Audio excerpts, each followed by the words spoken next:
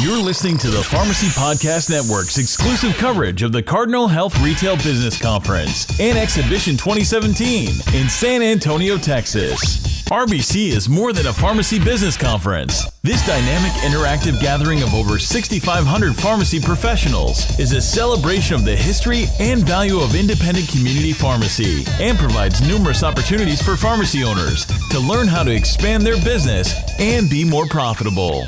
And now, here are your hosts of the Pharmacy Podcast Network, Dr. Aaron Albert and Todd Urey. Hello and welcome to the RBC 2017 conference in San Antonio, Texas. We are here today talking about Generation RX, which is Generation RX. I'm not going to set the table because I'd like to introduce first Betsy Walker, co-director of Generation RX, and Ed Cristofano, owner of Hayden's Pharmacy in my neck of the woods, Pittsburgh, Pennsylvania area. Not really, I just say Pittsburgh for those people who don't know where it's really at. It's in New Stanton, you know where the turnpike is. But welcome, Ed. How have you been? I've been very well. Thank you for the invite today. Thank you. And Betsy, thanks so much for having us. Thanks for having the conversation, Todd. So let's set the table. I want to start out with Betsy. Just give us an overview. What is Generation RX? How did it come to be? And for the listeners of the Pharmacy Podcast, just give us an overview. Sure. So Generation RX is a prescription drug abuse education program. It's a national program that was started on Ohio State University College of Pharmacy's campus in 2007. And Cardinal Health and the Cardinal Health Foundation began partnering with them in 2009. So together, we've had just this incredible opportunity to share medication safety education across the country since 2009 together. So Generation RX really focuses on prevention. There's multiple components around prescription drug abuse education, prescription drug abuse as an issue, and particularly the opioid epidemic that we're currently facing here in the United States. Generation RX really focuses on the prevention aspect of that. We go upstream, focusing on medication safety and how can we engage folks to understand how to properly use their medications in order to prevent misuse from happening. So we focus on very simple key messages at Generation RX. It's focusing on things like don't share your medication, never take medication more than prescribed, proper storage and disposal, and then for those of folks that are adults, talking to the children. Surrounding the location you do business with, your community pharmacy, you want to get involved. You want to be a crusader with this opioid epidemic. So we've done a lot of work with Westmoreland County community organizations. We've done a lot of education programs that we could touch on today if you like. But it's just trying to do our part in our backyard to make a difference against the opioid epidemic. So when I think of the healthcare spectrum of players and providers for patients, the pharmacist comes to light because you're, number one, seeing the patient more than any other healthcare provider in a year's time, on average sometimes 22 times, depending on the regimen of medications, especially in senior care, for example. However, I think that the lack of collaboration between the prescribing physician and the pharmacist needs to be filled in.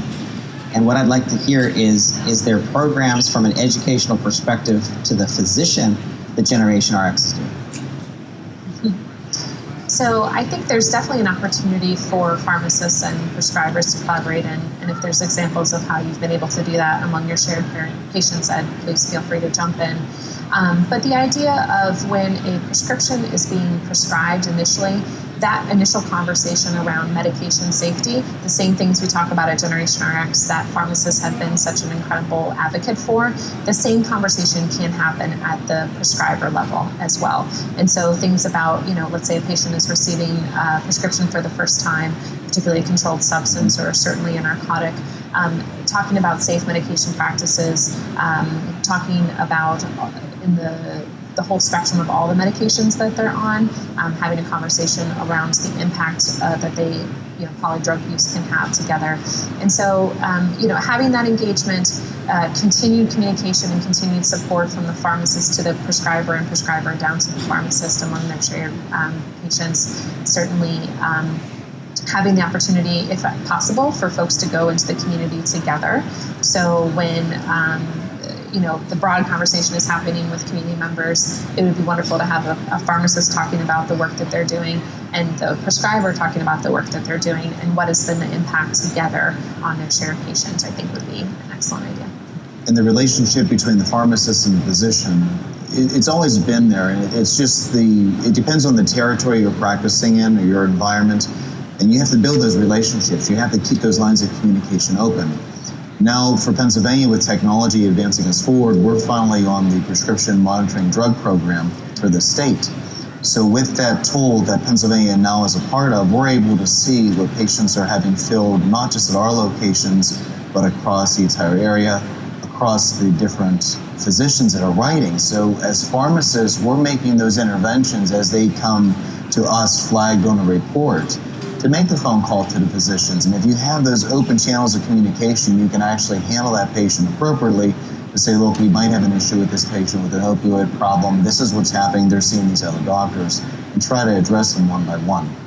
So is there a data repository per se, or someone, because I know the pharmacy management system could do it, to measure the timing of when we cross from therapy to addiction? And I'm wondering, is there any data on the Generation RX side that we might be able to share with pharmacists that we could turn around and also share with prescribers? I don't have any specific data that would probably help that conversation, but I think, as you mentioned, tools like the prescription drug monitoring program and certainly communication among the pharmacist and the prescriber about all of the things that a patient has, driven by the patient education or driven by the patient sharing that knowledge, would be incredibly helpful. There's not a equation that is the definition of going from misuse or legitimate use to misuse to then to abuse. That's going to change with every patient based upon what they're on and who they are as a person, what they might be predisposed to, and several other factors. And so I wouldn't say that there's a specific equation, but why not start misuse prevention education from the very beginning, and when you're talking about all of their medication safety use. So as a pharmacy owner, you see things in a different light than really any other healthcare provider. And you and I share not only the state that we're in, but our counties are right against each other, Fayette County to Westmoreland County, but this is happening everywhere. And what I'm wondering from a pharmacy owner's perspective, what can you communicate or what can you do for your other patients that aren't necessarily on an opioid per se, to educate, to try to get this groundswell for Generation RX? What kind of programs are you doing in the community to expand the knowledge of Generation RX? Going back to what I said earlier about it being in my backyard, our backyard. Yes, literally. One of the things we came up with was putting together an education program that I authored called The New Backyard, Do You Really Know? And that brings to the community just some basic information to understand the opioid addiction, to understand how they work in the body, what the body does when it needs a higher titration of medication to overcome the existing, and then that leads into chemical dependency. But it's a very basic education model that you can share with the community. So we have scheduled presentations to do at church groups, community colleges, different organizations to get that education out. And then also we've spiced it up a little bit, if you will, by doing Ask the Expert, where we have that presentation tied with individuals such as the district attorney, the magistrate offices, the county commissioners, the clergy of a community, to get them involved, to get them talking about it and take it back to their own separate entities. And we did have one recently with Cyril Weck, the pathologist, forensic scientist, and he was able to host us one as well. So it's getting the word out by just doing the presentation in the community and educating, because without the knowledge, we don't have the power to fight this epidemic. I think a really interesting aspect of what Ed talks about that might be unique to the pharmacy community, and would love to see more pharmacists do this, is his focus on Naloxone education.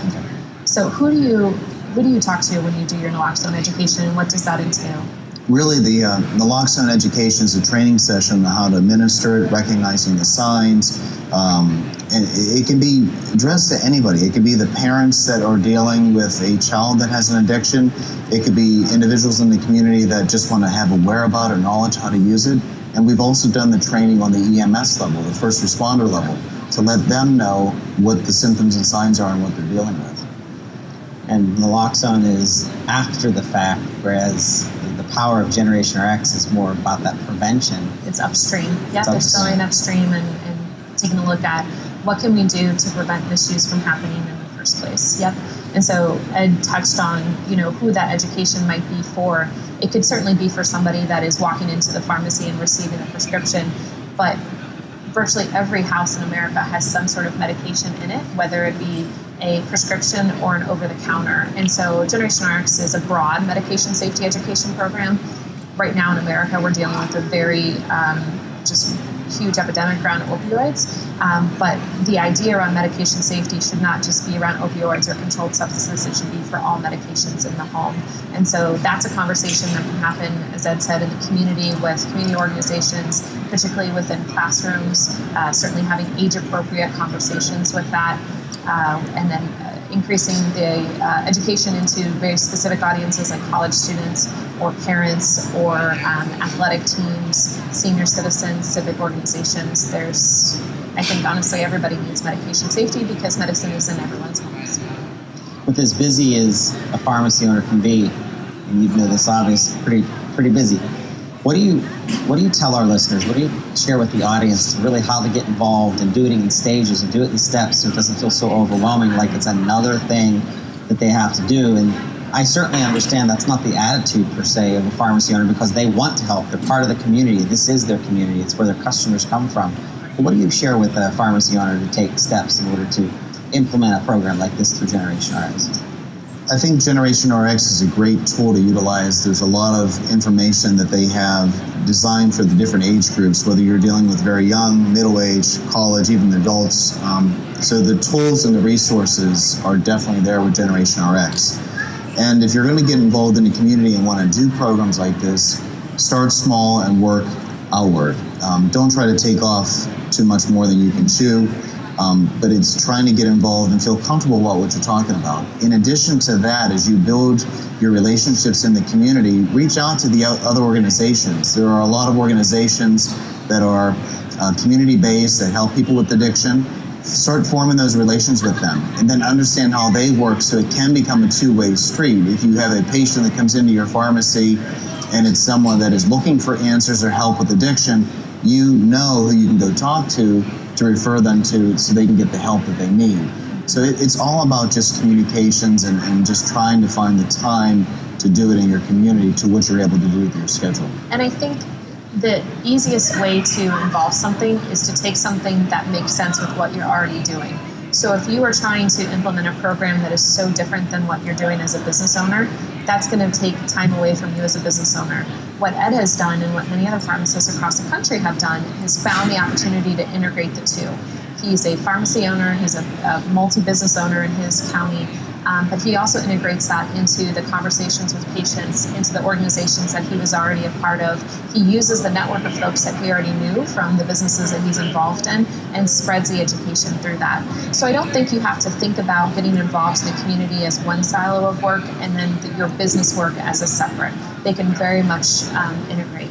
I think an example of that might be getting involved with something like drug take-back. So as pharmacists and medication safety experts, you strongly are recommending that drugs are being disposed of properly. But we have a lot of opportunity in the United States around doing proper drug disposal. There are national take-back events that are happening across the country every fall and spring. The next one is Saturday, October 28th across the country. And so pharmacy, whether it be a hospital pharmacy or a retail pharmacy, could consider being a part of that and being a take-back location. There's over 5,000 take-back locations that happen that day. And so why not integrate the two and make it an opportunity for your pharmacy to be featured in the community? You can provide refreshments, you could do games and activities, it could be a place where the drugs are being dropped off, but it's more than just a drop-off point. It's an opportunity to showcase the work of your pharmacy in addition to doing something that your community very much needs. Betsy, what demographic is most susceptible or at risk for drug addiction? So that question, the answer to that question may vary based upon which drug you're talking about. Illicit drugs, there might be a certain audience, but Because medication is so prevalently used here in the United States, there really is no demographic or socioeconomic status or race or culture or age. Everyone is susceptible to it. The initial first misuse of medications tends to happen in high school or in college age. So the longer that you can abstain from misusing prescription drugs, the less likely you are to become dependent on them. And that is really the case with all medications. But really, it's something that we have to look at from all ages. That's why Generation RX focused on education for all ages, because we feel it's important to make sure that medication safety is something talked about at all stages of life. The tagline for Generation RX is Safe Medication Practices for Life. That has two meanings. The first is we are trying to save lives associated to prescription drug abuse prevention and reducing the amount of prescription drug abuse that happens, ultimately trying to save lives as a part of that. But then the other definition of safe medication practices for life is that we truly mean for life. You need to use medication safely from the time that you're a child all the way till when you're a senior citizen and all the years in between. So really the opportunity to engage around this topic and prevent abuse is going to be available or accessible and important to have with all ages and all audiences. At what age level does that education start at? So Generation RX education begins with elementary school students. We have a toolkit of resources for elementary school students that focuses on medication safety. There's no conversation around misuse and abuse. And we get a question often about, when do I start to talk to children about abuse? Honestly, that conversation is happening whether you're having that conversation or not. It's in the community. It's in many of our families already. Certainly if a child is looking at any sort of news source, they're going to be seeing things about the opioid epidemic and other things associated to abuse of medications and other drugs. And so having that conversation when it's appropriate for you, certainly you can make that decision. But we have education for elementary school students, and then we have education for teenagers, which would be for middle school and high school students. That really focuses on giving teenagers the tools that they need to be able to turn down the opportunities to misuse, how to appropriately deal with the stress that teenagers have in their lives without misusing prescription drugs to get through that stress, and then talk to them about busting the myths and misperceptions about what prescription drug misuse is.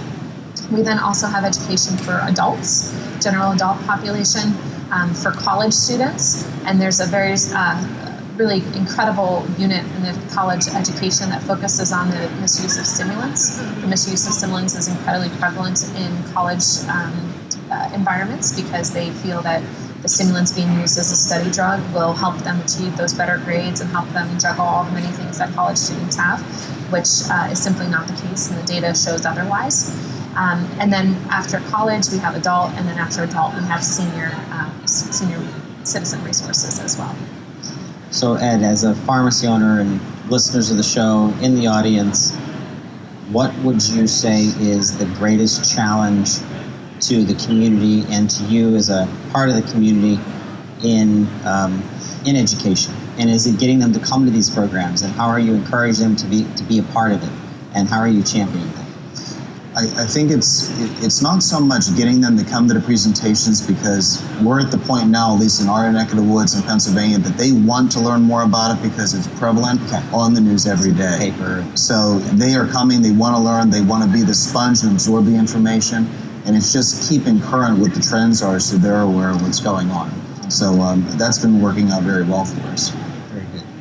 Well, I want to thank Ed for being available for this presentation on Generation X. I want to thank Betsy for heading up the program, being co-director. And I also want to thank the audience for being here and our listeners, RBC 2017 San Antonio. Cardinal Health, helping independent pharmacies successfully grow their pharmacy businesses for over 45 years while advocating stronger relationships with patients for healthier communities throughout the country. We thank you for listening to the Pharmacy Podcast live coverage of the Cardinal Health RBC 2017. Be sure to join us next year for the RBC 2018 in downtown beautiful San Diego, California, June 27th through June 30th.